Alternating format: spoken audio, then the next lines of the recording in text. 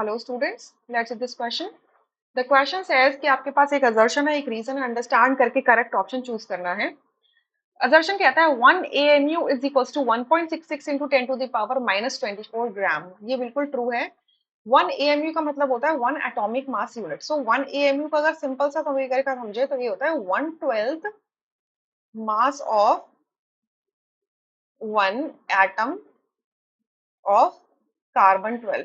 Carbon 12 जो है एक आइसोटोप है कार्बन का। इसका अगर मैंने एक एटम ले लिया तो उस एटम का जो भी मास होगा और उस मास का जो भी 1/12 कर देंगे तो उसको हम क्या कहेंगे, 1 AMU कहेंगे। ठीक है। अब इसकी वैल्यू कैसे निकालना है, इसका वैल्यू निकालने का देखो तरीका। देखो हमें पता है कि number of moles is equals to weight upon molar weight होता है and it is equals to number of particles upon Avogadro particles होता है। So therefore weight is equals to क्या होगा, number of particles upon Na into m। ठीक है।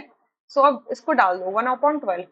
तो मास की जगह पे हम ये डाल सकते हैं n/Na इंटू m।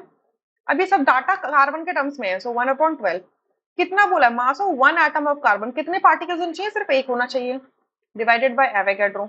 और मोलर मास कितना होता है कार्बन 12 का, 12 भी होता है। सो इसको इससे कैंसिल करोगे तो ये बचेगा क्या, 1/Na।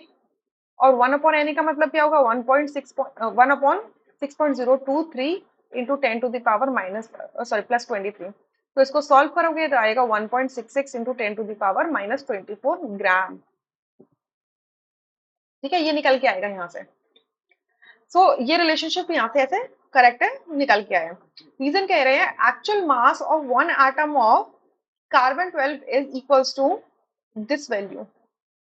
ये भी बिल्कुल ट्रू स्टेटमेंट है। ये तो बस डेरिवेशन करने का तरीका है कि इस वैल्यू तक कैसे पहुंचो।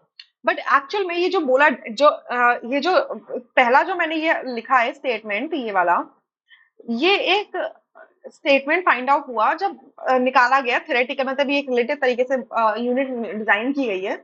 इसमें जो मास of 1 carbon atom of carbon 12 है फाइंड आउट किया गया और वो कितना निकल के आया था, इतना निकल के आया था।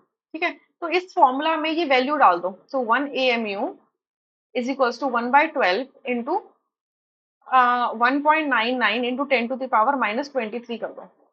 तो इसको सॉल्व करो, solve it out. So it is 1.99 divided by 12 करोगे तो आएगा 0.16। राउंड ऑफ कर रही हूँ मैं, ठीक है, तो 6 इतना आएगा इंटू 10 टू द पावर -23 आएगा। इसको मैं और रीअरेंज करूंगी तो 1.66 into 10 to the power -24 grams बोल सकती हूँ। तो एक्चुअल में ये जो 1 AMU और ग्राम्स के बीच का रिलेशनशिप है ना, ये हमें एक्चुअल में कहाँ से पता चला कि हमें कार्बन 12 के एक एटम का मास पता था जो हमने एक्सपेरिमेंटली निकाल लिया था। तो रीजन ऑब्जर्वेशन को एक्सप्लेन कर रहा है ना, इस वजह से आपका ए ऑप्शन करेक्ट होगा, rest options would be incorrect.